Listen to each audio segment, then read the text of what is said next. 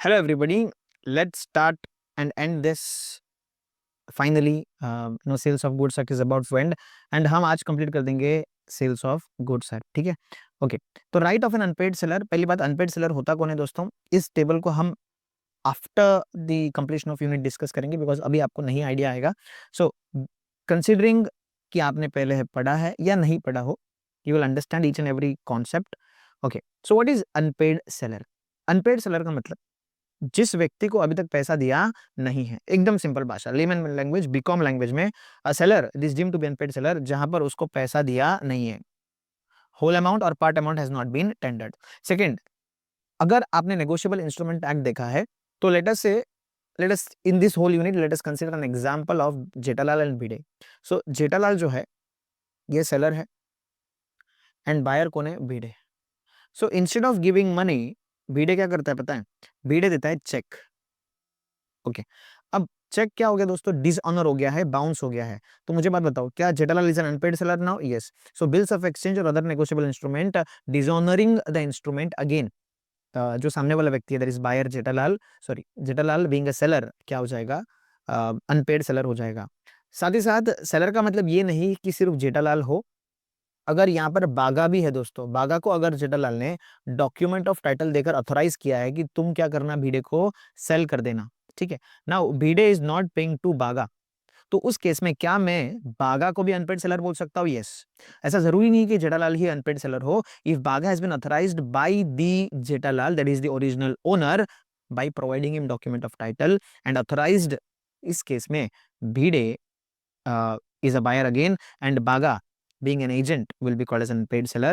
देखो यहाँ वही लिखा है, the term seller includes any person in the position of seller, for instance an agent of seller whom bill of lading is endorsed. bill of lading मतलब ऐसा document of title हो गया एक तरह से कि डॉक्यूमेंट ऑफ टाइटल दे दिया गया वो एजेंट को कि उसके पास अथॉरिटी है. ओके जी. Now what are the rights of an unpaid seller. अब अनपेड सेलर कौन है ये तुमको समझ में आ गया. पहला, जेठालाल को पैसे दिए ही नहीं है. सेकंड, चेक दिया है बट वो डिसऑनर हो गया. थर्ड, ये हमने कहा कि जेठालाल के अलावा कोई और एजेंट को भी अनपेड सेलर बोल सकते हैं. ओके जी. अब लेट अस से फॉर एग्जांपल ये जेठालाल है, ठीक है, इसने गुड्स समझो टीवी सेल कर दिया भिडे को, तो भिडे कौन हो गया दोस्तों, बायर हो गया. Okay, this is Bhide. Now मेरा आपसे ये क्वेश्चन है, अब ये जो टीवी है ना, सॉरी मेरा क्वेश्चन ये है, क्वेश्चन नहीं, भिडे ने पैसे नहीं दिए, then Jethalal become unpaid seller.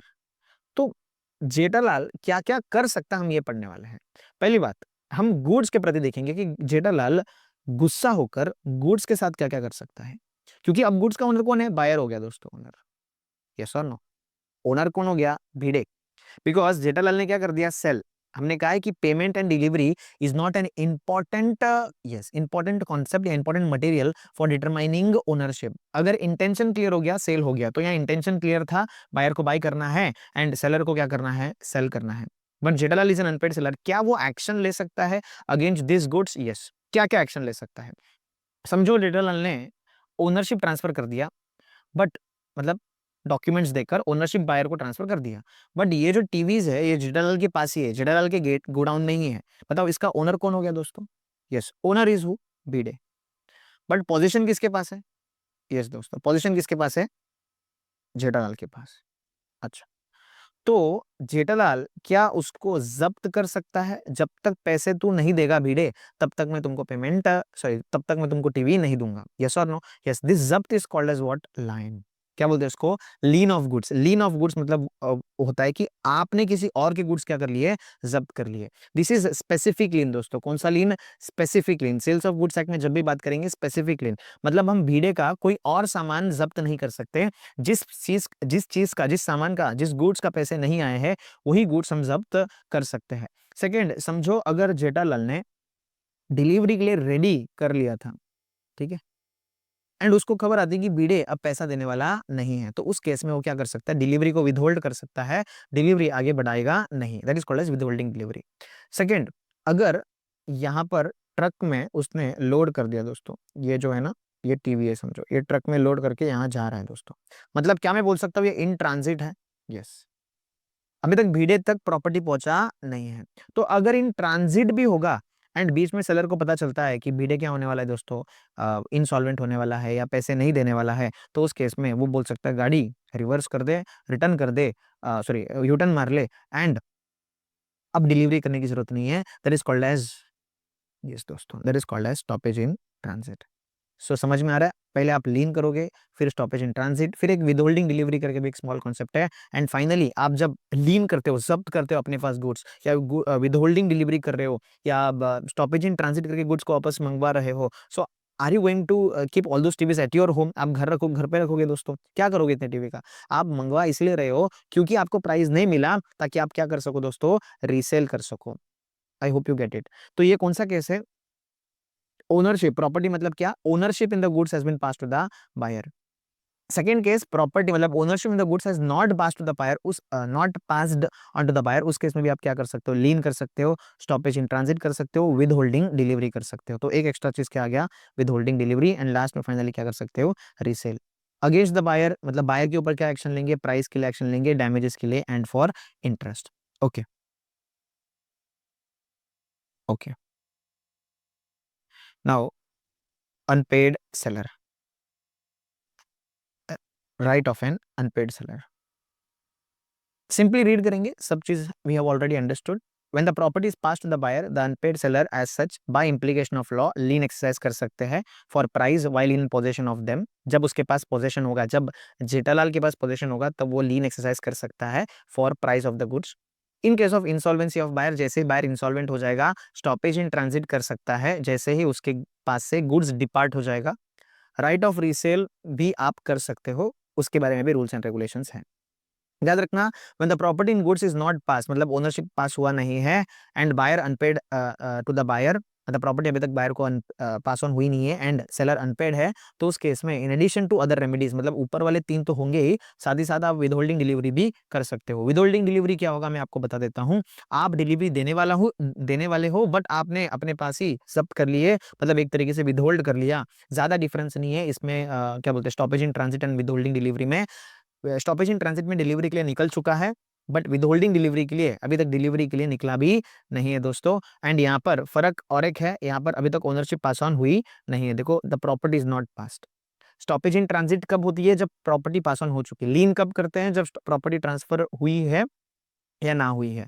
तो विदहोल्डिंग डिलीवरी सिर्फ एक ही केस में कर सकते हैं दोस्तों, जब अभी तक ओनरशिप पास ऑन हुई ना हो। देखो ऊपर ही डिस्टिंग्विश में लिख दिया आपने, एक ही लिख दिया हमने, स्टॉपेज इन ट्रांजिट। एक मिनट, कहाँ गया ये, हाँ, विद होल्डिंग डिलीवरी। देखो, जहां पर ओनरशिप अभी तक पास हुआ नहीं है, जब ओनरशिप पास हुआ है, प्रॉपर्टी पास हुआ है, तब विद होल्डिंग डिलीवरी आप नहीं कर सकते।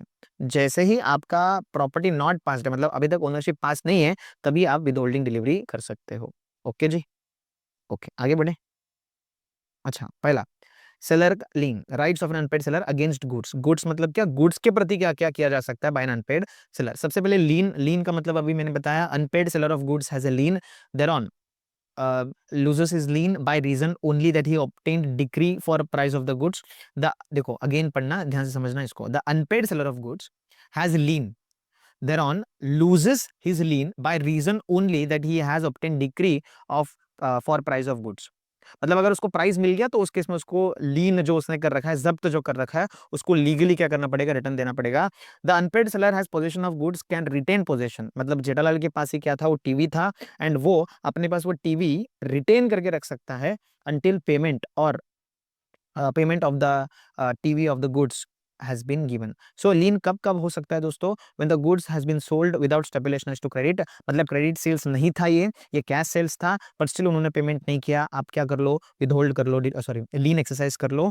सेकंड, व्हेन गुड्स सेल तो कर लिए क्रेडिट में, मतलब 10 दिन का क्रेडिट था, 15 डेज का क्रेडिट था, बट क्रेडिट पीरियड एक्सपायर हो गया, 10 दिन हो गए, 15 दिन हो गए, 20 दिन हो गए, अभी तक पेमेंट दिया नहीं है, तो उस केस में भी आप टीवी जो आप डिलीवरी करने वाले हो, प्रॉपर्टी ट्रांसफर करने वाले हो, या कर दिया अभी है, बट आपके पास पोजेशन है, आप क्या कर सकते हो, अपने पास रिटेन करके रख सकते हो। That is lean, lean exercise करके रख सकते हो। वेरी गुड दोस्तों, लीन एक्सरसाइज कर सकते हो, रिटेन करके रखना। रिटेन, रिटेन मतलब आपके पास पोजीशन था वो टीवी का, आपने रिटेन कर लिया।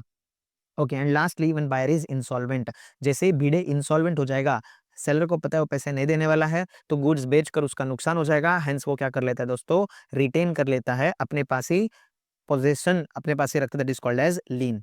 अगर समझो पार्ट डिलीवरी हो चुकी है, unpaid seller deliver part of the goods, he may exercise right of lien for the remainder. मतलब अगर 5 टीवी जेठालाल को क्या करना था, 5 टीवी जेठालाल को बेच सेल करना था, 5 TVs has to be sold to Bhide, ठीक है।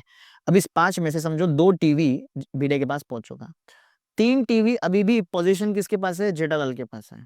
क्या भिड़े ऐसे बोल सकता है कि 2 टीवी तूने मुझे बेच दिया है तो ये 3 टीवी भी मुझे बेचना पड़ेगा, पेमेंट का बाद में देख लेंगे? ऐसा नहीं होता दोस्तों। सो उस केस में ये 3 टीवी भी वो क्या कर सकता है, जब्त कर सकता है। तो उन्होंने कहा पार्ट डिलीवरी अगर हुआ है तो unpaid seller delivers the part of the goods, तो उस केस में he may exercise right on the lien on the remainder, obvious सी बात है। तो 3 में वो क्या कर लेंगे, बचे हुए 3 में 5 में से 2 डिलीवर हो चुका, 3 जेठालाल के पास ही है तो वो रिटेन कर सकता है, लीन एक्सरसाइज कर सकता है। कब कब टर्मिनेशन हो जाएगा लीन का, मतलब लीन आप एक्सरसाइज नहीं कर पाओगे, कौन से केस में, unpaid seller loses right of lien, कौन से केस में, when he delivers the goods to carrier or other bailee for the purpose of transmission to buyer, he does not reserve the right of disposal, when the buyer or his agent lawfully obtains possession of the goods by waiver thereof. ये तीनों case में आप देखोगे कि ये जो TV है ना, टीवी उसका प्रॉपर्टी पास ऑन हो चुका टू भिड़े।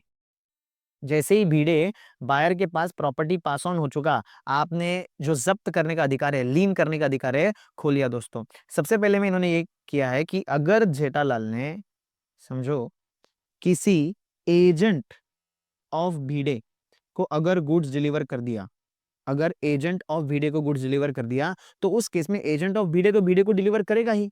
जेठालाल भले ही कॉल करके बोल दे कि रिटर्न लेकर आओ गुड्स, स्टिल ये नहीं लेकर आने वाला।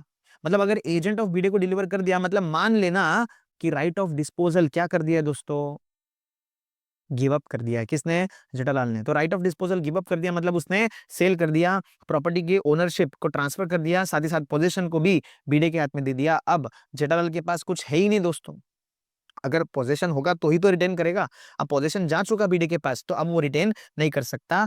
तो वही फर्स्ट पॉइंट में लिखा है। एंड सेलर सेकंड पॉइंट भी उसी से लिंक्ड है, when the buyer or his agent lawfully obtains position, तो लॉफुली एजेंट ने या भिड़े ने पोजीशन ले लिया दोस्तों of the goods. And last में जेठालाल ने खुद ने कहा कि मुझे क्या बोलते हैं, रिटेन नहीं करना है, मुझे पैसे से मतलब है, आप गुड्स ले लो, आप मुझे पैसे दे देना, ऐसा खुद जेठालाल बोलता है। एंड वो लीन एक्सरसाइज नहीं करता। तो ये 3 केस हो गया, पहला लॉफुली एक्सरसाइज कर लिया, सेकंड यहाँ पर एजेंट को आपने दे दिया है, राइट ऑफ डिस्पोजल आपने गिव अप कर दिया, एंड लास्टली बाय वेवर। तो ये 3 केस में आप क्या कर सकते हो, आपका लीन एक्सरसाइज नहीं कर सकते हो। कौन, सेलर, सेलर के पास वो राइट चला जाएगा दोस्तों। Right of stoppage in transit, ये दूसरा राइट है। ये मैंने बताया तुमको कि यहाँ से गुड्स जा रहा है एंड अभी तक पहुंचा नहीं है प्रॉपर्टी। अब उस केस में क्या बोल सकते हो, ड्राइवर को कॉल करके, कैरियर तुम्हारा है, ठीक है, कैरियर अगर सामने वाले का है, मतलब कैरियर अगर भिड़े का है दोस्तों, बायर का है, तो उस केस में आप कुछ नहीं कर सकते, वो रिटर्न नहीं आएगा। बट अगर आप ही का कैरियर है, जेठालाल का कैरियर है, Bagha is the one who is driving the carrier, तो उस केस में आपको रिटर्न मिल जाएगा। तो when buyer is insolvent, then unpaid seller depart हो चुका with the position of goods, मतलब अनपेड सेलर के पास अभी टीवी नहीं है, जेठालाल के पास अभी टीवी नहीं है, वो डिपार्ट हो चुका, मतलब अभी टीवी जा रहा है दोस्तों। Then in that case he can exercise right of stoppage in goods in transit. He may resume possession of goods, resume मतलब पहले पोजीशन था उसके पास, फिर डिपार्ट हुआ दोस्तों, बिकॉज वो डिलीवरी करने जा रहा है बायर के पास, एंड अब वो वापस बुला रहा है उसको, hence it is called as resuming the position. पहले पोजीशन नहीं था ना, मतलब स्टार्टिंग में पोजीशन था, फिर डिलीवरी के लिए गया, डिलीवरी के लिए जब गया तब भी पोजीशन मेरे पास नहीं था, बराबर ना, कैरियर वाले के पास था। एंड जैसे मैंने रिटर्न मांगा है दोस्तों, resumes the position of the goods as long as they are in transit and return them until payment, ठीक है। तो जब तक पेमेंट नहीं आ जाता तब तक मैं क्या कर सकता हूँ, उस डिलीवरी बॉय को बोल सकता हूँ, प्लीज ये जो ट्रक है वो रिटर्न लेकर आ जाओ। अब जब तक पेमेंट नहीं होगा तब तक हम क्या नहीं करेंगे, okay. Now duration of transit, what do mean by duration of transit, duration of transit का मतलब क्या है, ड्यूरेशन ऑफ ट्रांजिट मतलब कौन से समय तक ट्रांजिट में है गुड्स, ऐसे बोलेंगे। लेट अस से ये जेठालाल है और ये भिड़े है, ठीक है, this is Bhide and this is Jethalal, ठीक है। समझो जेठालाल ने बागा को गुड्स दे दिया कैरियर से लेकर जाने के लिए, एंड वो लेकर जाएगा कहां पर, भिड़े के पास। जब तक बागा के पास गुड्स है दोस्तों, तब तक मैं बोलूंगा कि ड्यूरेशन ऑफ ट्रांजिट ही है। जैसे ही भिड़े के पास पहुंच गया दोस्तों, मैं बोलूंगा ट्रांजिट एंड हो गया। बराबर है ना, क्योंकि ड्यूरेशन मतलब क्या, ड्यूरेशन ऑफ ट्रांजिट का मतलब यह है कि कब तक जेठालाल रिटर्न गुड्स मंगवा सकता है, यस और नो। तो मुझे बात बताओ, क्या बागा के हाथ में जब तक है तब तक जेठालाल गुड्स को क्या मंगवा सकता है, रिटर्न, रिटर्न बोल सकता है, लेकर आ जाओ, विदहोल्ड कर सकता है दोस्तों, लीन एक्सरसाइज कर सकता है, क्या वो स्टॉपेज इन ट्रांजिट कर सकता है, यस। बट अगर बागा ने भिड़े को दे दिया या भिड़े के किसी एजेंट को दे दिया दोस्तों, तो क्या ट्रांजिट पीरियड खत्म हो गया, एंड जैसे ट्रांजिट पीरियड खत्म हो गया, दैट मींस क्या भिड़े के हाथ में पहुंच गया दोस्तों गुड्स, यस। जैसे भिड़े के हाथ में गुड्स पहुंच जाता है, ट्रांजिट पीरियड एंड हो गया, अब आप क्या नहीं कर सकते, आप स्टॉपेज इन ट्रांजिट नहीं कर सकते। सो यहाँ पर ये बोला है, the goods shall be deemed to be in transit from time delivered to carrier or other bailee for the purpose of transmission to buyer. या तो बेली को दे दो जो भीड़े का आदमी है, या फिर कैरियर को दे दो जो किसका आदमी है, बायर का आदमी है, भीड़े का आदमी है, until buyer or his agent on his behalf taken delivery from carrier or belly। समझ में आया, मतलब जब तक जेठालाल के कंट्रोल में है दोस्तों तब तक ट्रांजिट में है, जैसे जेठालाल के कंट्रोल से चला गया, ट्रांजिट निकल चुका दोस्तों, ट्रांजिट में नहीं है, मतलब आप स्टॉपेज इन ट्रांजिट नहीं कर सकते। Okay, I hope duration of transit आपको समझ में आ गया, सॉरी ड्यूरेशन ऑफ ट्रांजिट का फर्स्ट पॉइंट आपको समझ में आ गया होगा। सेकंड पॉइंट ये बोलता है दोस्तों, okay, when the buyer rejects the goods, when the buyer rejects the goods and carrier or other bailee continues possession of them, transit is not deemed to end and even the seller refuse to receive them back। Again देखो ये ऐसा situation है जो आपके ICA model में अभी covered नहीं है, बट मैं आपको explain, how stoppage in transit is affected. Stoppage in transit affected मतलब स्टॉपेज इन ट्रांजिट की वजह से कैसे अफेक्ट होता है। Unpaid seller can exercise a right of stoppage in transit either by obtaining actual possession or giving notice of his claim to carrier or other bailey। Such notice can either be given in person to whom actual possession of goods, जिसके पास actual position of goods है, या फिर उसके principal को दिया जा सकता है। मतलब इन्होंने बोला है कि स्टॉपेज इन ट्रांजिट को कैसे इफेक्ट किया जाता है, मतलब कैसे इनिशिएट करते हैं स्टॉपेज इन ट्रांजिट को, बाय गिविंग नोटिस। दोस्तों आपको एक्चुअल पोजीशन लेना है, मतलब आपके पास से गुड्स चला गया, अब किसके पास है, कैरियर के पास है। किसका कैरियर, आपका कैरियर, मतलब जनरल को अगर स्टॉपेज इन ट्रांजिट करना है तो कैसे करेगा, वो बागा को कॉल करेगा और बोलेगा कि गाड़ी को रिटर्न लेकर आओ। तो इस तरीके से उन्होंने कहा कि नोटिस देना पड़ेगा, नोटिस देने के बाद आप क्या कर सकते हो, रिटर्न मंगवा सकते हो। वही बोला है दोस्तों, इंग्लिश में बोला है बस देखो, unpaid seller can exercise the right of stoppage in transit either by obtaining actual position अपने पास और गिविंग नोटिस किसको, कैरियर को या बेली को, कि आप अपने पास क्या कर लो, गुड्स विदहोल्ड करके रख लो, वापस वहां पर डिलीवरी करने की जरूरत नहीं है। ठीक है ना, बस इतना ही चीज उन्होंने कहा है। Now notice of stoppage in transit किसको देना है, देना पड़ेगा सेलर को, टू कैरियर, मतलब सेलर को देना पड़ेगा कैरियर को, or other bailee such carrier redeliver goods to the seller. मतलब अगेन ये है जेठालाल, बहुत बेसिक बेसिक चीजें भी लिखी है आपके मॉड्यूल में। जेठालाल ने बागा को कहा कि आप क्या करना, नोटिस दे दिया बागा को कि आप इसको सेल नहीं करना, किसको, भिड़े को फर्दर सेल नहीं करना, डिलीवरी मत देना, आप क्या करो, रिटर्न लेकर आओ। तो this is called as what, redelivery. इसको क्या बोलेंगे, रीडिलीवरी। ठीक है ना, तो जेठालाल ने नोटिस दिया बागा को क्योंकि वो ट्रांजिट में था, तो उसने बागा को कहा कि रिटर्न लेकर आओ, that is called as redelivery. अब ये जो रीडिलीवरी में कॉस्ट लगेगा, it will be borne by seller। ठीक है, तो notice of stoppage in transit will be given by seller to carrier or other bailee such carrier shall redeliver the goods to seller, the expense of redelivery will be borne by seller. I hope this is understood. The right of stoppage in transit can B exercised in the if the following conditions is fulfilled. सबसे important condition ये है, मतलब इन्होंने ये कहा कि stoppage in transit कब exercise कर सकते हैं, लीन कब एक्सरसाइज कर सकते हैं। ओके, लीन का आपको आइडिया है, पहला आपके पास पोजीशन है, मतलब सेलर के पास, भिड़े के पास, सॉरी जेठालाल के पास पोजीशन है, एंड सेकंड सामने वाला व्यक्ति आपको पैसे नहीं दे रहा, सामने वाला व्यक्ति क्या हो चुका, इंसॉल्वेंट हो चुका। अब स्टॉपेज इन ट्रांजिट कब कर सकते हो दोस्तों, जब बायर हैज बिकम इंसॉल्वेंट। जब तक भिड़े इंसॉल्वेंट नहीं होता तब तक आप स्टॉपेज इन ट्रांजिट नहीं कर सकते। मतलब एक ही केस में आप क्या कर सकते हो, स्टॉपेज इन ट्रांजिट कर सकते हो, मतलब गुड्स को रिटर्न वापस मंगवा सकते हो, that is case of buyer becomes insolvent. Are you clear. तो लीन के केस में हमने कहा था कि अगर पैसे नहीं दे रहा है, कैश सेल्स था पैसे नहीं दिए, क्रेडिट सेल्स था पैसे नहीं दिए, तो वो सारे केसेस में इंसॉल्वेंट हो गया तो आप लीन एक्सरसाइज कर सकते हो। But in case of stoppage in transit आप एक ही केस में स्टॉपेज इन ट्रांजिट कर सकते हो, एक्सरसाइज कर सकते हो, that is only if buyer becomes insolvent. So अगर सेलर अनपेड है, seller is departed the goods in possession, departed मतलब जेठालाल के पास गुड्स था, अब वो डिपार्ट हो चुका, वहां से जेठालाल के पास से पोजीशन जा चुका, goods are in transit, and last में the rights is subject to the provision of this act. उसके बाद ट्रांजिट एंड कब होता है? अब जो स्टॉपेज इन ट्रांजिट है वो स्टार्ट हुआ, ठीक है, स्टार्ट हुआ जब तक भीड़े के कोई बेली या कैरियर के हाथ नहीं आ जाता दोस्तों। या तो भीड़े के हाथ आ जाएगा, ये जो टीवी है जो जेठालाल बेच रहा है दोस्तों, या तो बेली के हाथ में आ जाएगा ऑफ भीड़े, या कैरियर ऑफ भीड़े, या भीड़े के ही हाथ में आ गया, तब तक हम क्या बोलेंगे, ये ट्रांजिट में ही है। क्यों? क्योंकि जेठालाल के कंट्रोल में, can take it back. But जैसे ही इन तीनों में से किसी एक के हाथ में आ गया, कैन आई से transit ends? Yes or no? सो कौन से केस में ट्रांजिट एंड्स दोस्तों? बायर या बेली ऑब्टेन्स डिलीवरी, वही मैंने कहा।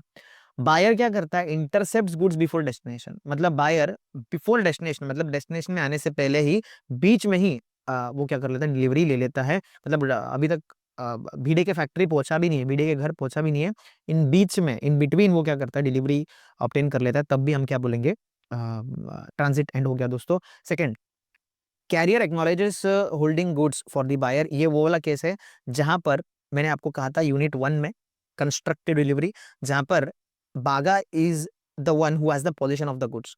तो उस केस में बागा जब तक एक्नॉलेज नहीं करता किसको, भीड़े को, that he is holding goods on Bhide's behalf and not Jethalal's behalf. Example था कि जेठालाल इज इन मुंबई, गुजरात में बागा है, एंड गुड्स किधर देना है दोस्तों, भीड़े को देना है मुंबई में। तो उस केस में अब एक्चुअल ओनरशिप किसके पास है, भीड़े के पास है। पोजीशन किसके पास है दोस्तों, यस, पोजीशन अभी तक बागा के पास है।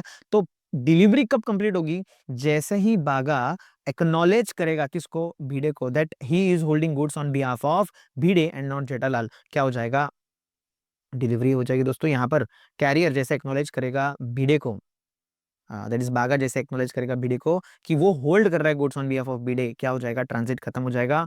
कैरियर रॉन्गफुली रिफ्यूजेस डिलीवरी, उसके बाद goods delivered to buyer's carrier, जैसे मैंने एक्सप्लेन किया।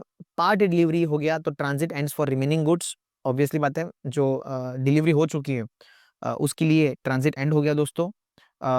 Goods delivered to buyer's chartered ship, मतलब अगर बायर के किसी भी व्यक्ति के हाथ में पहुंच गया तो उस केस में क्या हो जाएगा, ट्रांजिट एंड हो जाएगा। आई hope this is understood.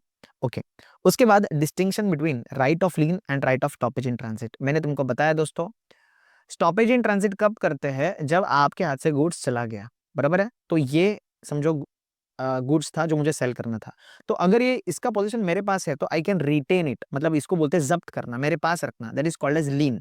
But एक बार ये मैंने किसी व्यक्ति को दे दिया, दैट इज कि आगे जाके डिलीवर कर दो। अब मुझे बात बताओ, क्या ये पेन मेरे हाथ में है दोस्तों? अब नहीं, मैंने सामने वाले व्यक्ति को दे दिया, मेरे हाथ में पेन नहीं है।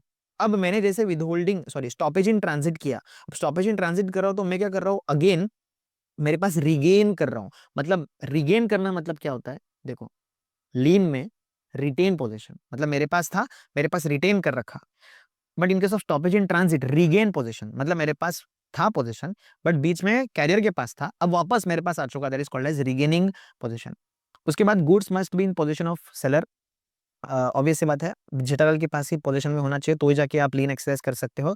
पर स्टॉपेज इन ट्रांजिट सबसे पहले डिपार्टेड होना चाहिए, मतलब मेरे पास से ये जा चुका है, इन कैरियर के पास गया है, पोजीशन ऑफ गुड्स ट्रांजिट में है। एंड लास्ट में buyer should not have acquired position, buyer के पास अगर पोजीशन जा चुका दोस्तों तो उस केस में आप स्टॉपेज इन ट्रांजिट नहीं कर सकते। राइट ऑफ लीन एक्सरसाइज कर सकते हैं even when the buyer is not insolvent, ये चीज मैंने बताई।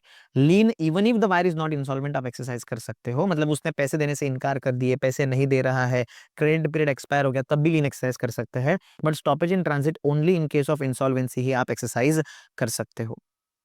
The right of stoppage in transit begins when the right of lien ends. बहुत बढ़िया, ये अगर आप विदाउट एक्सप्लेनेशन ही समझ गए, मतलब आप अंडरस्टैंड करने लगे हो दोस्तों।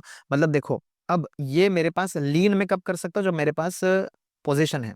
जैसे मैंने कैरियर को दे दिया दोस्तों, मतलब क्या लीन एंड हो गया अब, मतलब मैं जब्त नहीं कर सकता, तब जाके मैं कैरियर को दे रहा हूं ना, एंड कैरियर को दे दिया, मतलब अब मुझे क्या करना पड़ेगा, स्टॉपेज इन ट्रांजिट करना पड़ेगा। देखो, the stoppage in transit begins when the right of lien ends। Right of lien ends मतलब अगेन मैं बता रहा हूं, अगर मेरे हाथ से चला गया दोस्तों तो क्या मैं लीन कर सकता हूं? नहीं।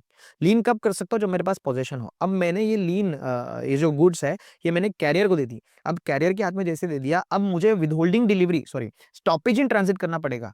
मैं लीन एक्सरसाइज नहीं कर सकता बिकॉज मेरे पास पोजीशन नहीं है। Right of stoppage in transit comes to an end as soon as goods are delivered to buyer, या बायर के कैरियर को या बायर के बेली को। समझ में आता है? ओके जी। उसके बाद इफेक्ट ऑफ सबसेल और प्लेज बाय बायर। अब ये क्या नया चीज है, देखो सबसे पहले सबसेल का मतलब क्या है। अगर जेठालाल ने बीडे को कहा कि ये टीवी मैं सेल करने वाला हूं, तुमको पैसा देना, this is called as sale. अब बीडे ने फर्दर सेल कर दिया तो इसको क्या बोलेंगे? सबसेल। ठीक है।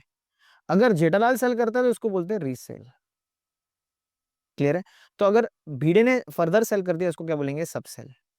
एंड भिड़े ने अगर किसी को प्लेज कर दिया उसको क्या बोलेंगे? प्लेज। प्लेज कर दिया मतलब ये गुड्स रख के पैसे मांग लिए दोस्तों, गुड्स रख कर, गुड्स का डॉक्यूमेंट रख कर पैसे मांग लिया, that is called as pledge. ठीक है ना? सो सबसेल और pledge by buyer. So, the right of lien or stoppage in transit is affected if buyer selling or pledging goods unless seller has assented to it. Okay. Again, देखो क्या लिखा है। The right of lien or stoppage in transit is not affected. देखो इसका मतलब क्या है कि ये जो लीन एक्सरसाइज करने वाला है जेठालाल, अगर पेमेंट नहीं दिया तो किसने? भिड़े ने। एंड स्टॉपेज इन ट्रांजिट जो करने वाला है जेठालाल, उसको इफेक्ट नहीं होगा, उसको इफेक्ट नहीं होगा। इफेक्ट कम होगा अगर उसने बायर को ऐसा कहा है कि इवन इफ तूने पैसा नहीं दिया, ये प्रॉपर्टी तेरे पास पास ऑन हुई भिड़े के पास। ठीक है, इसको एक नए पेज से एक्सप्लेन करना पड़ेगा। ठीक है, अब देखो ये जेठालाल है, उसने भिड़े को ऐसा कहा कि ये जो गुड्स है ना, ये मैं सेल करूंगा तुझको। तो भिड़े ने जेठालाल को ये कहा कि मैं सब सेल करने वाला हूं मिस्टर सी को eight rupees whatsoever rupees, जो जितना भी रुपए था वो उनका लुकआउट है, एट रुपीज, एक मिनट। ठीक है, यही टीवी मिस्टर सी को एक इनफ गुड मार्जिन में 10% इंक्रीज मार्जिन में वो रीसेल करने वाला है, सब सेल करने वाला है। ठीक है, ओके। भिड़े किसको करने वाला है? मिस्टर सी को। अब जेठालाल इसके लिए अग्री करता है दोस्तों। ठीक है, या भिड़े प्लेज करने का प्रॉमिस बोलता है कि ये टीवी शायद हो सकता है मैं प्लेज भी कर लो, प्लेज करके मैं शायद पैसे थोड़े मेरे लिए लोन ले लो, हो सकता है ये चीज।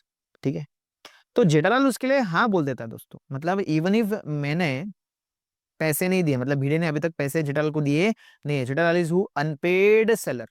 अनपेड सेलर होने के बावजूद भी जेठालाल ने कहा कि ओके कोई बात नहीं, ये टीवी को आप क्या कर सकते हो भिड़े, आप प्लेज पे दे सकते हो किसी बैंक को, या फिर मिस्टर सी को आप क्या कर सकते हो? सबसेल कर सकते हो। तो उस केस में मुझे बताओ, क्या Jethalal now can exercise lien on this TV, sorry, can exercise Jethalal lien on this TV, or can Jethalal withhold delivery?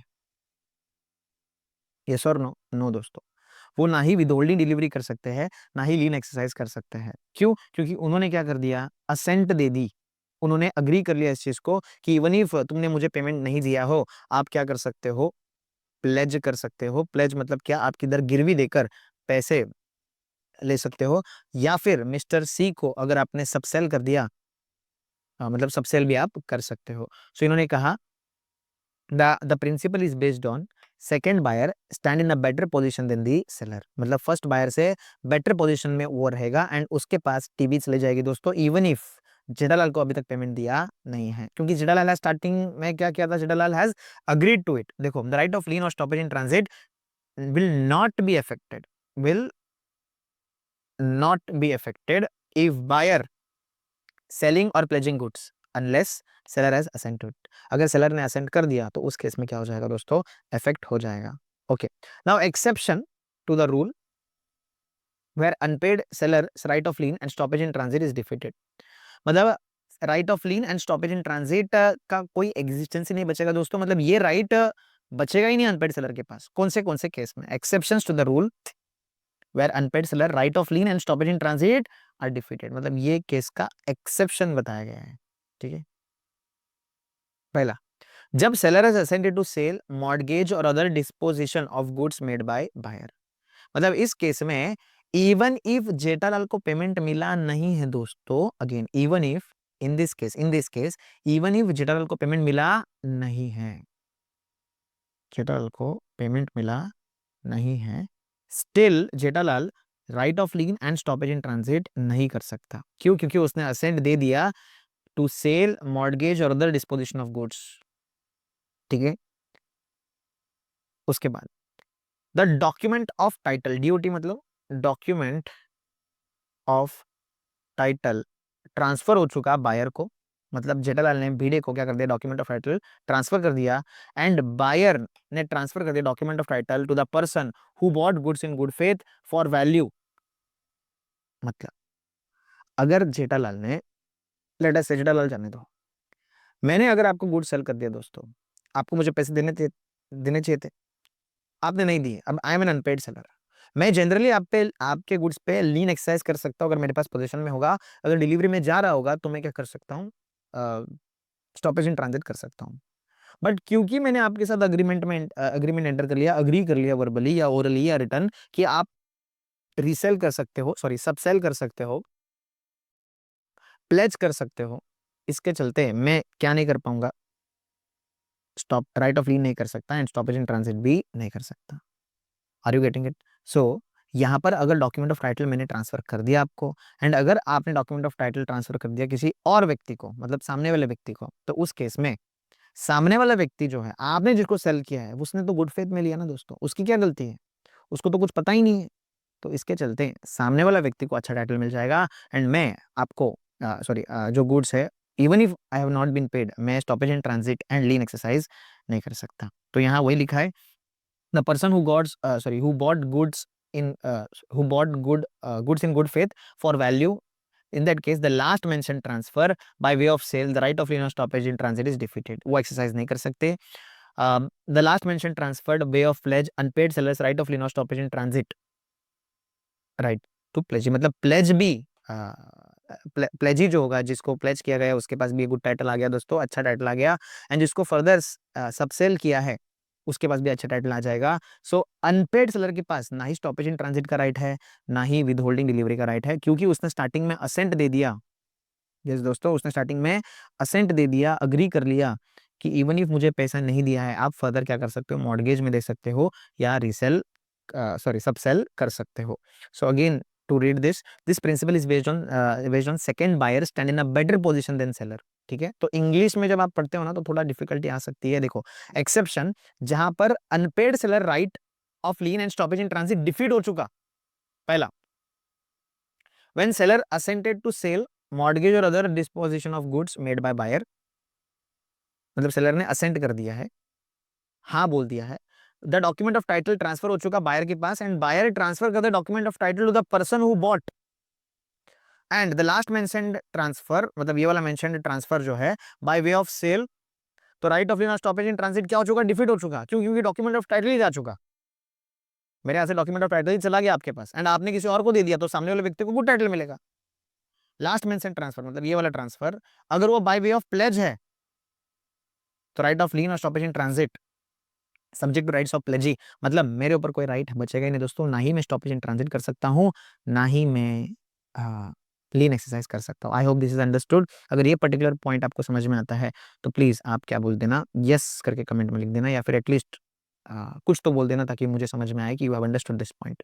फिर right of resale, right of resale obvious सी बात है, अगर आपने लीन एक्सरसाइज कर लिया है, अपने पास गुड्स जब्त कर दिए दोस्तों, या स्टॉपेज एंड ट्रांजिट कर लिया है, आप क्या गुड्स को अपने पास रख के ताड़ोगे दोस्तों, ऐसे देखोगे अरे मजा आ गया गुड्स, नहीं, आप क्या करोगे, रीसेल करोगे। ठीक है ना, क्योंकि आपको पैसे मिले नहीं, आप क्या करोगे, रीसेल। तो राइट ऑफ रीसेल क्या बोलता है, valuable right for unpaid seller, in absence of this right other right जैसे लीन और स्टॉपेज इन ट्रांजिट का कोई यूज ही नहीं है, क्योंकि अगर रीसेल ही नहीं कर सकते तो what is the meaning of stoppage in transit and what is the purpose of lien. So इस केस में आपको बोला गया कि आप लीन एक्सरसाइज सॉरी आप रीसेल कर सकते हो। कौन से केस में आप रीसेल कर सकते हो वो बताया गया है। पहला, when the goods are of perishable nature, तो पेरिशेबल नेचर के गुड्स हैं तो उस केस में आप क्या कर सकते हो, पेरिशेबल मतलब जो जल्दी खराब हो जाएंगे, तो उस केस में आप क्या कर सकते हो, रीसेल कर सकते हो। मतलब अगर मैंने आपको बनाना बनाना सेल किया दोस्तों, या पोटैटो या बटाटा सेल कर दिया दोस्तों, है ना, मेरे पास ही है अभी तक गुड्स, मेरे पास ही है, पोटैटो मेरे पास ही है, आपने अभी तक मुझे पैसे दिए नहीं, आपने प्रॉमिस किया था पैसे देंगे बट आपने दिए नहीं, तो उस केस में मैं आपको विदाउट नोटिस दिए, मतलब यू बीइंग अ बायर आपको नोटिस देना चाहिए ना मुझे, मतलब मैं आपको नोटिस देना चाहिए कि अधिक भाई अगर तू आप अगर मुझे पैसा नहीं दोगे तो मैं क्या कर दूंगा, ये पोटैटो को क्या कर दूंगा, सेल कर दूंगा। नॉर्मली ऐसा होता है। बट क्योंकि potato, banana, all this are perishable nature of goods, ये जल्दी खराब हो जाएंगे, इसलिए मैं आपको नोटिस ना देकर भी क्या कर सकता हूं, किसी और व्यक्ति को रीसेल कर सकता हूं। समझ में आया? So buyer need not be informed with the intention to resale in case of perishable goods. अब ये सारे केस देखना। अब पहले पहले पहले मैं एक्सप्लेन कर देता हूं आपको क्या होने वाला है इसमें। अच्छा, उसके बाद हम पढ़ेंगे। लेट अस से फॉर एग्जांपल ये जेठालाल है दोस्तों, एंड ये है बागा, सॉरी ये है भिड़े। ठीक है, अब इसने टीवी बाय करने का वादा किया था, इसने टीवी सेल करने का वादा किया था। Bhide was suppose to pay him 500 rupees for this TV, both 250 rupees का। अब भिड़े ने पैसे नहीं दिए तो इसने अपने क्या कर लिए, लीन कर लिए। जेठालाल ने लीन एक्सरसाइज कर लिया। अब क्या करता है, फर्स्ट केस वो उसको नोटिस देता है और बोलता है कि मैं क्या करने वाला हूँ, रीसेल करने वाला हूँ। तो भिड़े बोलता है हट, कर ले जो तेरे को करना है वो कर ले। अब समझो फॉर एग्जांपल जेठालाल ने ये दोनों टीवीज 400 रुपीज में सेल कर दिया दोस्तों, क्या 100 रुपीज का लॉस हो गया, डिफरेंस इन प्राइस, हाँ या नहीं? अभी 100 रुपीज का लॉस कौन देगा, भिड़े देगा। ठीक है ना, क्योंकि क्या दे दिया था, नोटिस। सेकेंड लेटर से 600 रुपीज में सेल कर दिया, तो उस केस में गेन कितने का हो दोस्तों, 100। तो ये 100 रुपीज का जो गेन है, आप मुझे बताओ क्या भिड़े को रिटर्न देना पड़ेगा? अच्छा, क्या रिटर्न देना पड़ेगा? ओके, समझ के चलते हैं कि दोनों को दोनों रिटर्न देना पड़ेगा, ऐसा हम कंसिडर करके चलते हैं। ठीक है, अब रीड करते हैं, कहाँ गया, okay. He give notice to the buyer of his intention to resell. After such notice, the buyer does not pay with reasonable time. The seller may resell the goods. It should be noted that in case of resale of goods, the seller is entitled to recover difference resale price as contracted price as damages. जितना भी नुकसान हुआ है उतना आप कर लो। जो 100 rupees का नुकसान हुआ था वो अगर 400 रुपीज में आपने सेल कर दिया तो उस केस में आप क्या करना, लॉस उससे भरपाई ले लेना। समझ में आ रहा है? मतलब जितना नुकसान हुआ है, 500 रुपीज की बात हुई थी, 400 में आपने रीसेल किया, 100 का लॉस हुआ है, उसे ले लो। बट अगर प्रॉफिट होता है दोस्तों, तो उस केस में आप रिटेन कर लेना। मतलब यहाँ पर जो आपने सेकंड टिक किया है ना दोस्तों, ये गलत है। Are you getting it? तो यहाँ पर आपको जो सेकंड प्रॉफिट है वो अपने पास रिटेन करने मिलेगा, क्योंकि आपने नोटिस दे दिया था, नोटिस दे दिया फिर भी उसने पैसे नहीं दिए, तो जो 600 है दोस्तों वो आपके हो जाएंगे। आप खुद सोच के देखना कि सामने वाला पैसा नहीं दे रहा है, आपने इसलिए वही गुड्स किसी और को सेल कर दिया, प्रॉफिट हो गया, आप उसको दोगे नहीं, दोगे दोस्तों। समझ में आया? नोटिस दिया वही बहुत बड़ी बात है। सेकंड केस में समझो आपने अगर नोटिस उसको दिया ही नहीं, अगर उसको आपने नोटिस ही नहीं दिया दोस्तों, तो उस केस में क्या होगा, सेम एग्जांपल, अगर आपने रीसेल कर दिया 400 में तो आपका नुकसान हो गया 100 का। ठीक है, तो याद रखना ये जो 100 है, ये जो लॉस हुआ, ये जो डैमेज हुआ ना, डिफरेंस इन प्राइस, इसको आप क्या रिकवर कर पाओगे? यस दोस्तों, इसको आप रिकवर नहीं कर पाओगे। अच्छा, अगर आपने 600 में रीसेल कर दिया, 100 का गेन हो गया एंड आपने नोटिस दिया नहीं। अच्छा, ये समझ में आया आपको कि आप लॉस क्यों नहीं रिकवर कर पाएंगे? क्योंकि आपने नोटिस दिया नहीं था रीसेल का। नोटिस दिया होता तो हो सकता है शायद उसने पेमेंट कर दिया होता, बट नोटिस नहीं दिया, इस केस में आपको लॉस बेयर करना पड़ेगा। बट अगर वही 100 रुपीज का गेन हो गया तो यस दोस्तों, वेरी गुड। तो यहाँ क्या लिखा है देखो, कहाँ गया, okay. However if notice of resale is not made and resold at loss, then loss cannot be recovered, and resale price is higher than the contract price, then the profit is allowed to be returned to the original buyer। मतलब completely उल्टा हो जाएगा दोस्तों, आपको दोनों का दोनों उल्टा हो जाएगा। लॉस आप रिकवर नहीं कर पाओगे एंड प्रॉफिट हुआ तो आपको रिटर्न देना पड़ेगा, अगर आपने नोटिस नहीं दिया तो। अगर नोटिस दिया तो लॉस आपको रिकवर कर सकते हो एंड प्रॉफिट जो है आप रिटेन कर सकते हो। आई होप दिस इज अंडरस्टूड। ठीक है, बट अगर पेरिशेबल नेचर का गुड्स है तो कुछ करने की जरूरत ही नहीं है। When the seller exercises right of lien or stoppage in transit, resell the goods, subsequent buyer gets good title। obvious सी बात है, अगर रीसेल कर दिया तो सामने वाला व्यक्ति जो है, जिसको आपने रीसेल किया है, उसको गुड टाइटल मिलेगा अगेंस्ट द ओरिजिनल बायर। ठीक है ना, भले ही नोटिस ऑफ इंटेंशन दिया था या नहीं दिया था। मतलब अगर मैंने आपके goods, you are the owner right, आपने पैसे नहीं दिए इसलिए मैंने जब्त कर रखा है, मैंने अगर किसी व्यक्ति को ट्रांसफर कर दिए तो सामने वाले व्यक्ति को अच्छा टाइटल जाएगा, इरिस्पेक्टिव भले ही मैंने आपको नोटिस दिया था या नहीं दिया था। भले मैंने आपको रीसेल का नोटिस दिया था तो भी उसको अच्छा टाइटल जाएगा, अगर मैंने आपको रीसेल का नोटिस नहीं दिया था तब भी उसको अच्छा टाइटल जाएगा।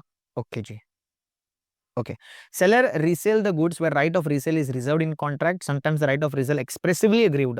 Buyer and seller in case the buyer's default payment, seller may sell the goods to other person. मतलब क्या बोला है कि कॉन्ट्रैक्ट में अगर स्पेसिफिकली लिखा हुआ है कि अगर पेमेंट नहीं आता है तो मैं क्या कर दूंगा, रीसेल कर दूंगा। मतलब ये मैंने स्टार्टिंग में कॉन्ट्रैक्ट में अग्री करवा लिया कि अगर आप 15 दिन में पेमेंट नहीं करोगे ना तो मैं लीन एक्सेस करूंगा, स्टॉपेज इन ट्रांजिट कर दूंगा, किसी और को बेच दूंगा। तो ये कॉन्ट्रैक्ट में लिखा है, तो जैसा कॉन्ट्रैक्ट में लिखा है वैसा मैं कर दूंगा। ये स्पेसिफिकली कॉन्ट्रैक्ट में लिखा होना चाहिए। अगर लिखा होगा तो मैं विदाउट एनी नोटिस भी आपको रीसेल कर सकता हूँ। बेसिक पॉइंट है। Where the property in the goods not transferred to buyer, unpaid seller in addition to other remedies has right to withholding delivery of goods. मतलब मैंने कहा एक ही डिफरेंस है when the property is transferred and when the property is not transferred। अगर मेरा goods का ownership transfer हो चुका, मतलब अभी आपका गुड्स हो चुका, तो उस केस में मैं विदहोल्डिंग डिलीवरी नहीं कर सकता क्योंकि आप ही के गुड्स हैं। मैं लीन एक्सेस कर सकता हूँ, स्टॉपेज इन ट्रांजिट कर सकता हूँ, रीसेल कर सकता हूँ। बट अगर प्रॉपर्टी ट्रांसफर हुई नहीं है, मतलब ओनरशिप अभी तक ट्रांसफर हुई नहीं है, इंटेंशन अभी तक क्लियर नहीं है, तो सिर्फ डिफरेंस सिर्फ इतना है with holding delivery and stoppage in transit का कि यहां पर अभी तक ओनरशिप ट्रांसफर हुई नहीं है। अगर ओनरशिप ट्रांसफर हुई नहीं है तो वो तीन तो मैं कर ही सकता हूँ, resale, stoppage in transit and lien. साथ ही साथ मैं क्या कर सकता हूँ, विद होल्डिंग डिलीवरी भी कर सकता हूँ दोस्तों। ओके, नाउ वो पूरा पार्ट खत्म हो गया जहां पर अगेंस्ट गुड्स जो प्रॉब्लम्स थे। अब right of unpaid seller against buyer, buyer के प्रति आप क्या क्या कर सकते हो। An unpaid seller can enforce rights against goods as well as personally against the buyer. Buyer के प्रति वो क्या कर सकते हैं, एक्शन लिया जा सकता है। बहुत इजी है दोस्तों। This rights are also known as remedies for breach of contract of sale. सबसे पहले सूट फॉर प्राइस, मतलब अगर मैं सेलर हूं, आप बायर हो, आपने मेरे से गुड्स लेने का वादा किया था दोस्तों, आप अब गुड्स नहीं लेना चाहते या व्हाटसोएवर रीजन, या आपने गुड्स ले लिया, आप पैसे नहीं दे रहे हो, I am an unpaid seller, unit का नाम ही वही है ना, तो मैं क्या कर सकता हूँ, I can sue you in the court. मैं आपको बोल सकता हूँ let's meet in the court, meet court में क्या करते हैं, गुफ्तगू करते हैं, and I can sue you for price. So under contract of sale property in the goods passes to buyer and buyer wrongfully neglects or refuse to pay the price of the goods, seller can sue him for price। ठीक है, under contract price is payable on a certain day irrespective of delivery, buyer wrongfully neglects to pay such price, seller may sue him for price although property in the goods not passed and the goods are not appropriated to contract। Even if the property transfer हुई नहीं है तब भी मैं सू कर सकता हूं। क्यों? क्योंकि अग्रीमेंट में ऐसा लिखा था कि आप पहले पैसे दोगे फिर मैं डिलीवरी दूंगा। तो उस केस में भी इवन इफ आपके पास प्रॉपर्टी ट्रांसफर हुई नहीं है तब भी मैं आपको सू करके पैसे ले सकता हूं। तो सबसे पहला हो गया सूट फॉर प्राइस, क्योंकि मैं अनपेड सेलर हूं, मैं किसके लिए सू करूंगा, प्राइस के लिए। Second, suit for damages for non acceptance. अगर मैंने आपको आपने मेरे से प्रॉमिस किया था कि आप गुड्स बाय करोगे, मैंने प्रॉमिस किया था मैं गुड्स सेल करूंगा, तो आपका प्रॉमिस आपको कंप्लाई करना पड़ेगा दोस्तों। अगर मैंने गुड्स सेल नहीं किया होता तो क्या आप मेरे पे केस करते? हाँ। बट अगर आप गुड्स एक्सेप्ट नहीं करोगे तो भी मैं क्या केस करूंगा? हाँ।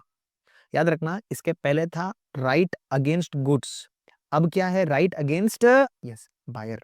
तो यहां पर इन्होंने कहा when the buyer wrongfully neglects or refuses to accept and pay for goods, seller may sue him for damages for non acceptance of the goods। Repudiation of contract before due date, repudiation मतलब क्या, cancel करना। ठीक है, आप क्या कर रहे हो बिफोर ड्यू डेट, इसको कुछ तो बोलते हैं दोस्तों, पहले रीड करेंगे। इंडियन कॉन्ट्रैक्ट एक्ट का कॉन्सेप्ट अगर आपको समझ में आता तो ठीक है। When the buyer repudiates the contract before due date of delivery, seller may treat the contract at rescinded, मतलब cancelled, suing for damages. This rule is anticipatory breach of contract. Indian contract act में एक point था जहां पर इन्होंने कहा कि due date से पहले अगर सामने वाला व्यक्ति क्या बोलता है, मैं परफॉर्म नहीं करने वाला है, तो उस केस में आप क्या कर सकते हो, या तो वेट कर सकते हो ड्यू डेट तक, या फिर ड्यू डेट से पहले भी आप कैंसिल कॉन्ट्रैक्ट को कर सकते हो।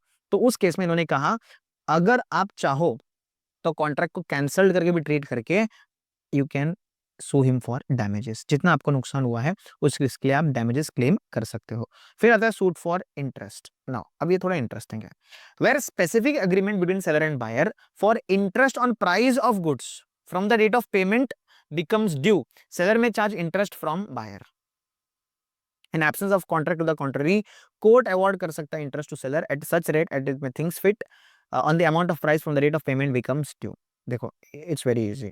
देखो let us say for example Jethalal ने 5 टीवी सेल करने का वादा किया था भिड़े को। कितने दिन का क्रेडिट पीरियड है?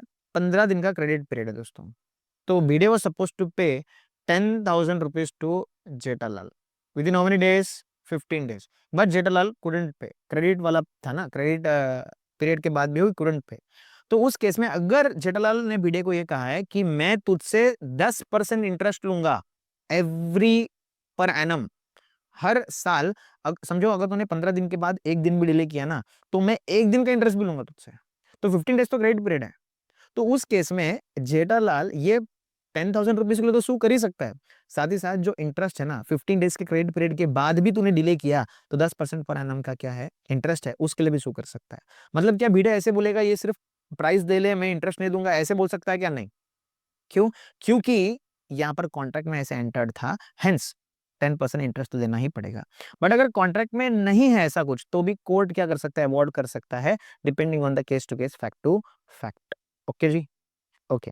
ऐसा जरूरी नहीं है कि हमेशा बायर ही गलत हो दोस्तों। तो इन्होंने कहा सेलर भी गलत हो सकता है। तो remedies of buyer against the seller, ठीक है, ये तो बहुत बेसिक्स बेसिक्स है, जल्दी खत्म हो जाएगा दोस्तों। ओके। तो क्या क्या रेमेडीज है बायर के पास, मतलब बायर को क्या क्या बेनिफिट्स मिलता है, बायर के पास क्या क्या राइट्स है अगेंस्ट दी सेलर। हो सकता है कि सेलर भी नालायक निकलो, हाँ, जरूरी नहीं कि बायर ही हमेशा नालायक हो, हाँ या नहीं। तो अभी तक हमने सेलर के पॉइंट ऑफ व्यू से पढ़ा, अब हम पढ़ेंगे बायर के पॉइंट ऑफ व्यू से। तो अब मैंने आपको गुड्स सेल किया ना, तो मैं आप पे एक्शन कर रहा था प्राइस के लिए, विद होल्डिंग डिलीवरी के लिए, लीन के लिए। अब आप क्या क्या एक्शन ले सकते हो बीइंग अ बायर? सबसे पहले डैमेजेस फॉर नॉन डिलीवरी। अगर मैंने डिलीवरी देने से इनकार कर दिया, है ना, तो उस केस में आप क्या कर सकते हो? पहली बात, एक केस स्टडी है जो इससे मिलती जुलती है, मैं आपको एक्सप्लेन कर देता हूँ। लेट अस से फॉर एग्जांपल ये जेठिया है एंड ये भिड़े है, ठीक है। अब जेठालाल ने प्रॉमिस किया कि 500 रुपीज में वो 5 टीवी सेल करेगा भिड़े को। अब भिड़े ने फर्दर प्रॉमिस कर दिया किसको, किसी भी व्यक्ति को। उसने कहा कि 500 रुपीज, सॉरी, मैं क्या करूंगा, आपको 700 रुपीज में 5 टीवी सेल कर दूंगा मिस्टर सी को। ओके जी। अब जब एक्चुअल डेट की बात आई ना, डिलीवरी की, actual date of delivery, ADD, actual date of delivery, Jethalal ने मना कर दिया दोस्तों, कि वो बोलता है कि मैं डिलीवरी नहीं दूंगा। अब बताओ, क्या भिड़े को ये 200 इंटू 5 1000 रुपीज का लॉस हुआ दोस्तों? क्योंकि देखो भिड़े के लिए कॉस्ट तो था ये 2500, ये 5 टीवी का 500 तो देना ही था। बट क्या इतना गेन जो होने वाला था, इसका लॉस हो गया दोस्तों to Bhide? Yes or no? साथ ही साथ हो सकता है कि ये जो मिस्टर सी है, ये भिड़े के ऊपर कोई केस कर दे, तो हो सकता है 1000 रुपीज का तो लॉस हुआ ही है, साथ ही साथ और 10,000 का लॉस हो, ठीक है। तो फिलहाल एग्जाम्पल को कंटिन्यू करते हैं ओनली दिस 1000 के लॉस पे। मतलब ये 1000 का लॉस कहां से आया? ये 700 रुपीज का मार्केट प्राइस था, बट सॉरी 700 रुपीज का सेलिंग प्राइस था, he bought it at 500। So cost price 500, selling price 700, तो 700 माइनस 500, 200 रुपीज पर टीवी। तो 200 इंटू 5 का उसको 5 टू 10, दैट इज 1000 रुपीज का भिड़े को क्या हो गया, लॉस। तो वो क्या कर सकता है, वो नुकसान जो है, वो लॉस जो है, वो लॉस क्या कर सकता है दोस्तों, यहाँ से भरपाई कर सकता है। When the seller wrongfully neglects or refuses to deliver goods, buyer may sue him for damages। तो यहाँ damages का मतलब सिंपली ये नहीं कहा गया है, damages प्रॉपरली आप कैलकुलेट कर सकते हो, जितना नुकसान होगा उस हिसाब से। ओके जी, ये क्लियर है। Suit for specific performance, suit for specific performance, seller commits breach of contract, the buyer may appeal to court for the order for specific performance। ये थोड़ा इंटरेस्टिंग है। कोर्ट ऑर्डर करेगा specific performance only if goods are specific और ascertained. The remedies allowed by court subject to following conditions. The contract must relate to specific and ascertain goods. It empowers court to order specific performance when damages would not be adequate remedy। Okay जी। अब होता क्या देखो, एक hypothetical situation just to make you example. पहला क्या है कि आप चाहे तो डैमेजेस ले सकते हो मुझसे फॉर नॉन डिलीवरी। सेकेंड, आप मुझे स्पेसिफिक परफॉर्मेंस के लिए सूट कर सकते हो। मतलब लेटर से आपने मुझे कहा था कि सर आप मुझे मोनालिसा का पेंटिंग ला कर दो, ठीक है, ये मोनालिसा है, ये मोनालिसा है, आपको मोनालिसा का पेंटिंग चाहिए, तो you are the buyer, I am the seller. Okay. अब आई प्रॉमिस्ड कि मैं क्या करूंगा, इसको डिलीवर कर दूंगा। ओके जी। I couldn't deliver it to you, I couldn't sell it to you, I couldn't do it for some reasons, XYZ reasons, मेरे my personal reasons। ओके जी। अब मुझे बात बताओ, can you sue for price? नहीं। आप अगर मोनालिसा का पेंटिंग बाय कर रहे हो, that means you have enough money, आपको इसको फर्दर सेल नहीं करना था। तो the value of the goods is such, जिसके चलते आप बता नहीं पा रहे हो आपको कितना डैमेज हुआ है, राइट। एंड साथ ही साथ हमारे कॉन्ट्रैक्ट आपके हमारे कॉन्ट्रैक्ट में भी ऐसा मेंशन था कि ये चीज आपको करना ही है, इसके अलावा और कोई उपाय नहीं है, and I agreed to it. So उस केस में आप मुझसे डैमेजेस ना मांगकर, क्योंकि you are such an high net worth individual कि आपको पैसे से फर्क नहीं पड़ता, so damages doesn't matter, what matters to you is this painting that the promise that I made. तो उस केस में मेरे ऊपर आप केस कर सकते हो कि माय लॉर्ड, इन्होंने स्पेसिफिक प्रॉमिस का वादा किया था, एंड ये प्रॉमिस ही इनको क्या करना है, फंक्शन करना है, ये प्रॉमिस ही इनको फुलफिल करना है। तो यहाँ पर इन्होंने यही कहा दोस्तों, सूट फॉर स्पेसिफिक परफॉर्मेंस। अगर सेलर कमिट करता है ब्रीच ऑफ कॉन्ट्रैक्ट, अगर मैंने ब्रीच कर दिया, जैसे मैंने आपको वादा किया था मोनालिसा का painting and I couldn't deliver it to you, buyer क्या कर सकता है, कोर्ट के लिए अपील करेगा फॉर स्पेसिफिक परफॉर्मेंस। ये स्पेसिफिक परफॉर्मेंस के लिए नहीं, अभी तुमको मोनालिसा का पेंटिंग देना ही पड़ेगा, ऐसा कोर्ट अपील कर सकता है। द कोर्ट ऑर्डर करेगा ये चीज को only if the goods are specific और असर्टेन। स्पेसिफिक गुड्स मतलब वो goods which are identified, ascertain, ascertain मतलब क्या, अनअसर्टेन में से असर्टेन कर लिया, आइडेंटिफाई कर लिया आप लोग ने कि यही गुड्स है, ठीक है ना। सो ये रेमेडी कोर्ट कब देगा, जब स्पेसिफिक गुड्स हो एंड असर्टेन गुड्स हो दोस्तों।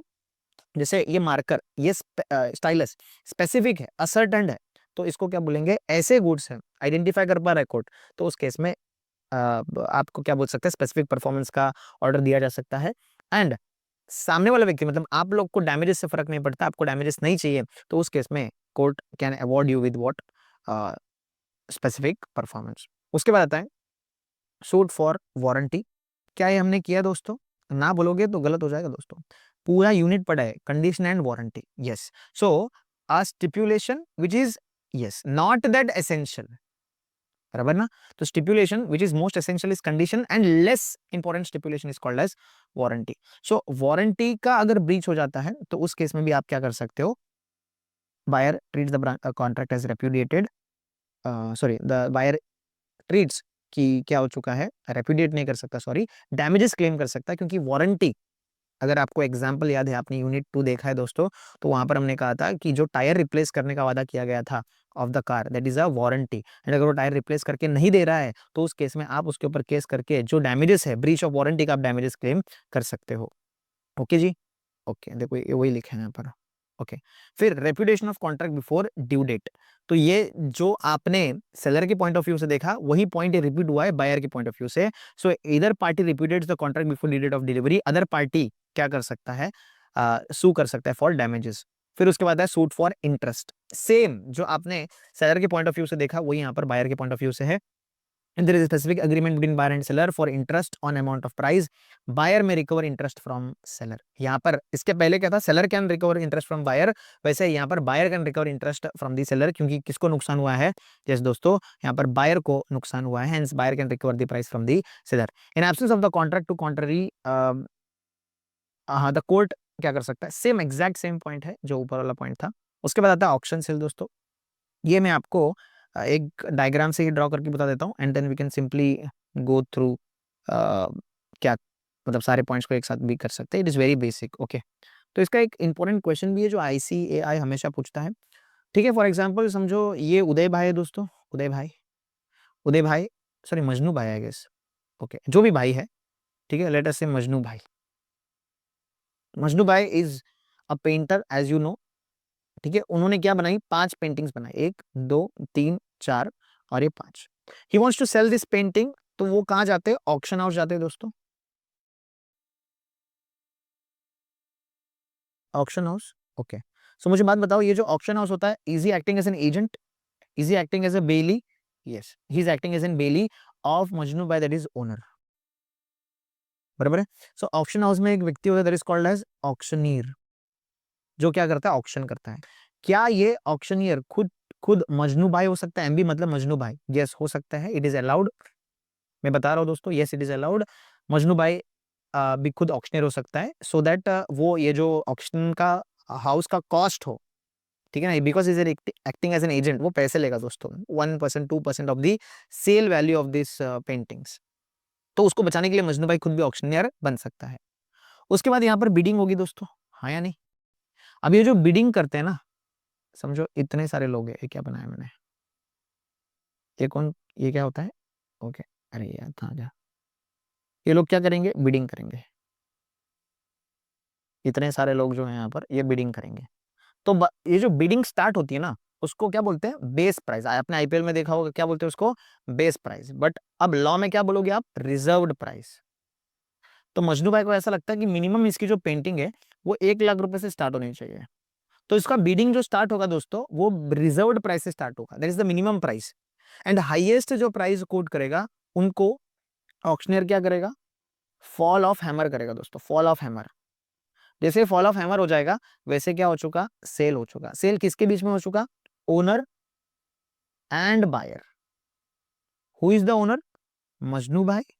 And who is the buyer, bidder दोस्तों। हाईएस्ट बिडर जो होगा on the fall of hammer, hammer का फॉल होने से पहले क्या हो सकता है, आप रोक सकते हो सेल, अभी तक हुआ नहीं, आप सेल को होने से रोक सकते। जैसे ही हैमर का फॉल हो गया दोस्तों वैसे क्या हो चुका, सेल हो चुका। एंड अब आप कुछ नहीं कर सकते, क्या करेंगे जब चिड़िया चुग गई खेत। Very good. अब एक चीज और है, यहाँ पर ये जो सारे पेंटिंग्स हैं ये एक साथ भी बेचा जा सकता है बल्क में, ओके, या फिर अलग अलग तरीके से भी, दैट इज डिफरेंटली भी इसको सेल किया जा सकता है। ठीक है, तो या तो बंडल में कर दो या तो डिफरेंटली आप अलग अलग ऑक्शन हाउस में या अलग अलग डे पे भी आप ऑक्शन कर सकते हो। आई होप दिस इज अंडरस्टूड दोस्तों। अब आप क्या करते हो, आपको लगता है कि आपकी पेंटिंग का शायद इतना अच्छा पिचिंग, मतलब इतना अच्छा बिडिंग नहीं होगा, इसलिए आप क्या करते हो, इसको इसमें से बिडर्स में से ये 4 जन आपके दोस्त निकलते हैं दोस्तों, आपके दोस्त थे, मतलब आप अपने फ्रेंड्स को ही क्या बोलते हो, आप जाओ बिडिंग करो, ऐसा आप बोलते हो। क्या आपके दोस्त जाकर प्रिटेंडेड बिडिंग कर सकते हैं क्या, प्रिटेंडेड बिडिंग कर सकते हैं, प्रिटेंड करना बिडिंग करने का, उनको सिर्फ प्राइस को इन्फ्लेट करना है, बिडिंग के प्राइस को इन्फ्लेट करना है, प्रिटेंडेड बिडिंग बोलते हैं उसको। क्या वो कर सकते हैं दोस्तों, नहीं कर सकते, इट इज फॉरबिडन। अगर पता लग गया तो फ्रॉड के अंदर चले जाओगे, सेक्शन 447 अप्लीकेबल हो जाएगा दोस्तों, वो आपके सिलेबस में नहीं है। तो प्रिटेंडेड बिडिंग क्या बोलते हैं, अप्लीकेबल नहीं है। ओके जी, तो यही सारी चीजें यहाँ लिखी है, जैसे auction sale, okay, selling property by inviting bids, legal rules क्या है, मतलब goods are sold in lots, lots मतलब एक पेंटिंग ने मल्टीपल पेंटिंग्स, रिजर्व प्राइस, ठीक है, प्रिटेंडेड बिडिंग अलाउड नहीं है, the sale is notified by the seller, the completion of the contract of sale कब होगा, फॉल ऑफ द हैमर पे होगा। अब एक क्वेश्चन आता है आईसीआई के द्वारा, वो कहता है कि लेटर से मैं ऑक्शनियर हूं एंड मैंने आपके गुड्स ऑक्शन करने के लिए मैंने रखा हुआ है, ओके जी। एंड जैसे ही सेल हो जाता है मैंने हैमर को फॉल कर दिया एंड आपका जो गुड्स है वो हैमर के जैसे मैंने फॉल कर दिया एंड वो टेबल पे ही था। जैसे मैं ड्रॉ कर देता हूँ, मैं एक्सप्लेन करते करते शायद आप कुछ और समझ जाओ। तो ये वास है दोस्तों, ठीक है, ये क्या है, फ्लावर वास है। अब जैसे मैंने इस टेबल पे हैमर का फॉल कर दिया दोस्तों तो सेल हो गया, क्योंकि मैंने हैमर का फॉल इस पे कर दिया, इस पे वाइब्रेशन क्रिएट हो गई and it felt and it broke, ये वास क्या हो गया, ब्रोक हो। एंड ये बहुत काफी पुराना एंटीक था, ओके जी। अब बताओ, अब क्या लाइबिलिटी यहाँ पर बायर की होगी या सेलर की होगी, ठीक है। तो again I am an auctioneer, मैंने हैमर फॉल कर दिया, अब वास टूट के नीचे गिर चुका दोस्तों। बताओ मुझे, अब ये जो वास है इसकी लाइबिलिटी किसकी होगी, या बायर की होगी, सेलर की होगी, या ऑक्शनियर की होगी। एक हिंट मैंने आपको दे दिया है, अगर आपको आंसर नहीं आता तो प्लीज आइडेंटिफाई द आंसर। ये बहुत important and famous case study question है, you can find it in our question bank also, जो मैं समराइज करता हूँ। अगर आपको समझ में नहीं आता, you can ask me on Instagram, या आप कमेंट सेक्शन में भी पूछ सकते हो। Please write down this the answer, सिर्फ इतना मुझे बता दो, बायर की लाइबिलिटी, सेलर की लाइबिलिटी, या फिर ऑक्शनर की लाइबिलिटी, किसकी लाइबिलिटी है, किसकी गलती है, ये मुझे सिर्फ आप कमेंट पे एक वर्ड पे बता दो। ओके जी, last part of the topic, sorry second last, इसके बाद क्वेश्चन बैंक भी है। We have completed this unit again within 1 hour or 1 hour or so. Now taxation in contract of sale, it is really not that important. इसमें होता क्या है, इसमें ये बोला गया है, लेट अस से फॉर एग्जांपल, अगर 1 अक्टूबर 2025 को आपने कॉन्ट्रैक्ट में एंटर किया, जब आपका कॉन्ट्रैक्टेड प्राइस था 1000 रुपीज प्लस टैक्सेस, ठीक है, टैक्सेस एट द रेट 18% थे। तो मुझे बात बताओ, अब कितने हो जाएंगे, आपका बिल 1180 हो जाएगा 18% टैक्स ऐड करके, हाँ या नहीं। बट आप जो कॉन्ट्रैक्ट एंटर किए थे तब टैक्स का रेट 18% था। जब आप पेमेंट कर रहे हो ना दोस्तों, दैट इज लेट अस से फॉर एग्जांपल 1 अक्टूबर 2025 कुछ इश्यूज हो गए जिसकी वजह से आप 1 अक्टूबर 2026 में पेमेंट दे रहे हो एंड ना कि 1 अक्टूबर 2025 को। 2025 को पेमेंट दिया होता तो 18% जीएसटी या टैक्स लग जाता, बट क्योंकि आपने 1 अक्टूबर 2026 एक साल बाद पेमेंट किया है, मोदी जी आए दोस्तों, मोदी जी ने एक साल में टैक्सेस बढ़ा दिए। उन्होंने कहा भाई और बहनों 18% से जीएसटी 20% हो चुका। तो अब मुझे बात बताओ, क्या प्राइस में इंक्रीज हो गया दोस्तों? क्या 1180 से सीधा 1200 रुपीज हो गया है? यस, 20 रुपीज से टैक्स बढ़ गया है दोस्तों। नाउ इस पूरे पॉइंट में वही कहा है कि अगर स्टार्टिंग में तुमने अग्री किया था कोई प्राइस एंड उसका प्राइस में चेंज आता है ड्यू टू टैक्सेशन, तो उस टैक्सेशन को आपको कंसिडर करना पड़ेगा। बस वही बताया, if tax changes after a contract signing but before performance parties can adjust the price accordingly. कौन सा टैक्सेस है वो दिया है, उसके बाद प्राइस एडजस्टमेंट होगा। एंड ये ये पर्टिकुलर चीज अग्रीमेंट में भी लिख सकते हैं कि टैक्सेस चेंज होने से प्राइस एडजस्ट नहीं होगा एंड सो ऑन, या प्राइस उस तरीके से एडजस्ट हो जाएगा।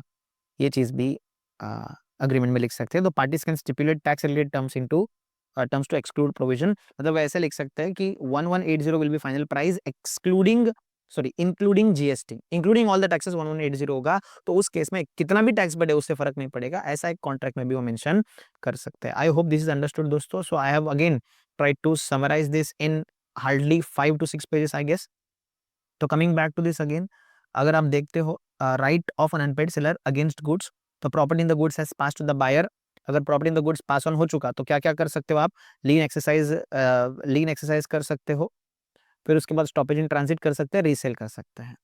अच्छा, property in the goods pass on नहीं हुआ, क्या कर सकते हैं? विदहोल्डिंग डिलीवरी कर सकते हो, लीन कर सकते हो, स्टॉपेज इन ट्रांजिट कर सकते हो, रीसेल कर सकते हो। सिर्फ एक ही एक्स्ट्रा कर सकते हो आप। Against the buyer suit for price, for damages and interest. यही सेम चीज सेलर के ऊपर भी किया जा सकता है अगर बायर के साथ कुछ गलत होता है तो। लास्टली एक क्वेश्चन बैंक, ये यूनिट 4 पे ज्यादा क्वेश्चंस मैंने देखे नहीं है दोस्तों, but still rules regarding sale by auction, ये एक डायरेक्ट क्वेश्चन पूछा गया था November ICA RTP even Jan 21 में, 4 मार्क्स, बहुत इजी क्वेश्चन है। Rights of an unpaid seller against goods, ये भी डायरेक्ट क्वेश्चन है दोस्तों, November 19 6 marks, November 23 mock test में आया है। Position and rights of unpaid seller, May 18 6 marks, May 19 and May 21 में आया है। इसमें क्वेश्चन ये है कि mister D sold goods to mister E for 5 lakh rupees on 15 days credit and mister E refuse to pay. तो क्या क्या है? राइट अगेंस्ट गुड्स है, राइट अगेंस्ट बायर है, जो भी हमने डिस्कस किया एंड उसका समरी यहाँ पर बताया गया है। तो right of unpaid seller against buyer, direct question, stoppage in transit पे केस स्टडी है। Mister Sherkhan unpaid seller versus mister Raghav insolvent buyer who sold to mister Ravi. तो क्या क्या हो सकता है? Right of stoppage in transit and resolution यहाँ पर दिया हुआ है, you can just read it. देखो ये जो क्वेश्चन बैंक है, ये आपको जब तक आपने मेन क्वेश्चन बैंक नहीं रीड किया, you won't understand it. I been saying it again and again. I will be coming up with detailed case study question solution only if you say so in the comment section. All the very best students, exams are near.